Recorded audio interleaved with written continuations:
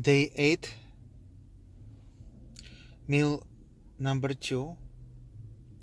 It's already kind of late hour. So here's what I have. 100% whole wheat. Still kind of can't believe I can eat bread. Looks like they opened like Oreos with this little pudding. And I also got vegetarian chili, fat-free.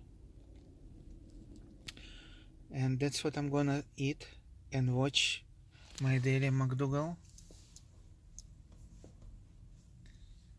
Dose of Mcdougall. Or probably even fish off of the table as far as things that people need to avoid cancer. It's a little bit about 40 years. Here's convenient No, it is.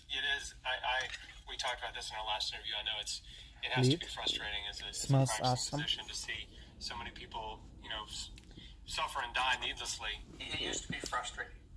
I have to say I have to try it. that with global, Just learn It's to let it go. awesome. I really feel sad for what's going on. As you mentioned, I'm almost 70, but I have grandchildren and children that have to live in the world that has been created by my generation and the generations before. And at worst, a poison. Yes. Could you expound on both of those ideas? And they look like Oreos. It's not a food. Oil is not a food. You have to eat them. They're no longer food. That's it.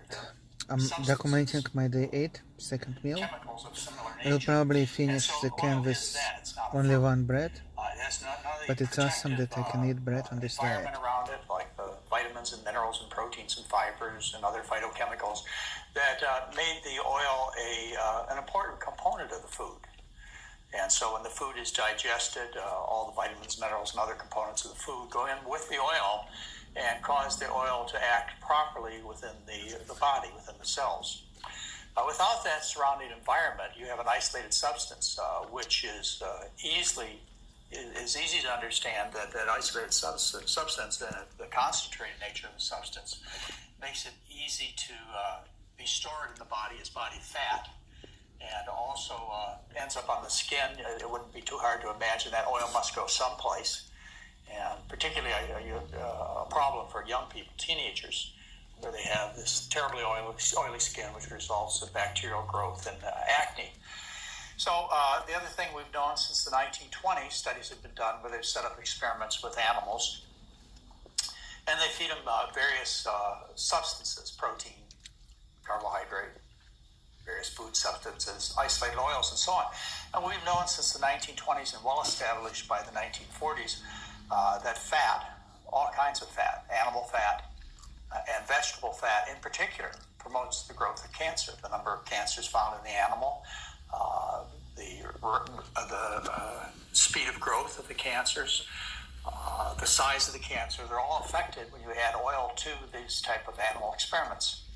So it's toxic in a cancer sense. It also has been related to causing gallbladder disease, eating oil.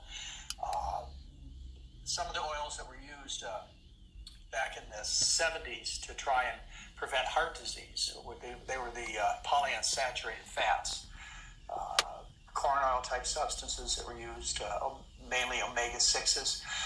They've been found subsequently to actually accelerate heart disease in people rather than retard it. So, there's some known adverse effects of oil, and it should be avoided. So when did you stop consuming oil? I stopped consuming it, probably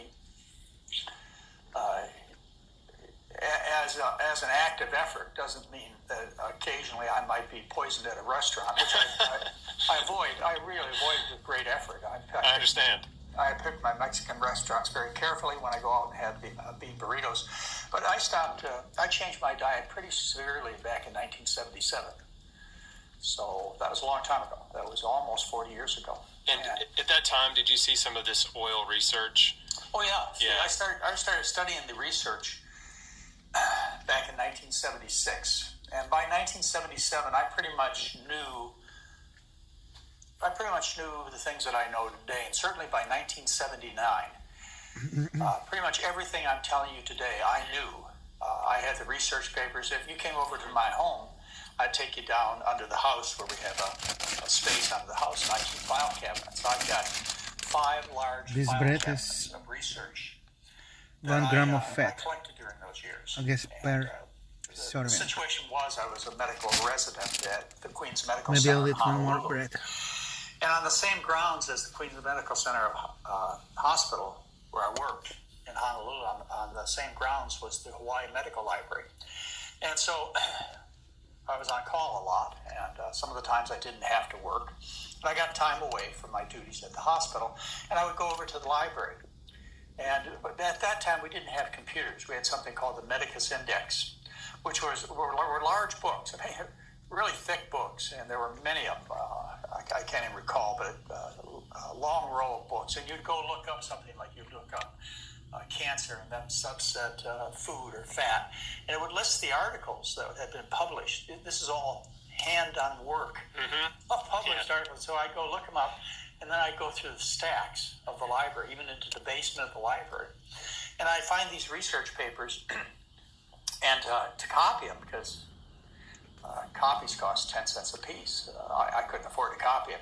So what I would do is I'd take a hand truck and I would load them in cardboard boxes, and I would carry them over to the hospital where I had free access to a copy machine. I've been to back to that library building. It's no longer a library. You can still see chunks out of the steps that I made with that hand truck as I was hauling cartloads of books over to the hospital to be copied. So I have those original copies. In fact, if people take the course, the continuing medical education course that I have up for physicians, if they take that course, or even the Total Health Solution certification class, where people become certified in the starch solution, not the Total Health Solution, but the starch solution. If people take either one of those classes, they have access to my favorite articles, because what I did last year, maybe a year and a half ago, is I spent about 6 months taking these paper articles and putting back into computer form, putting into PDF files, and all those PDF files of my favorite articles are up on my website. So people who take access to either one of those classes can, see the efforts that I put in 40 years ago by hand. That's amazing. And I imagine many of these articles are not on PubMed. They are not on PubMed, many of them, but many of them are. You can't get them unless you go to a library. I'm an assistant clinical professor at 3 medical schools, so I have access to the library, and I can have the librarians search these things out. And they're someplace, they're in some national library in some building in New York or Washington, D.C., but they can be found. But I just happen to have access to all of them. I made them available to all sincerely interested people, doctors. There are many, many physicians who are changing their ways in terms of understanding the practice of medicine. Food. As they say, it's sad that I see all this happening so late in my career. But I really do see the medical profession changing. The dietetic profession. Headlines like are in today's paper about meat causing cancer from the World Health Organization. This may be another one of those,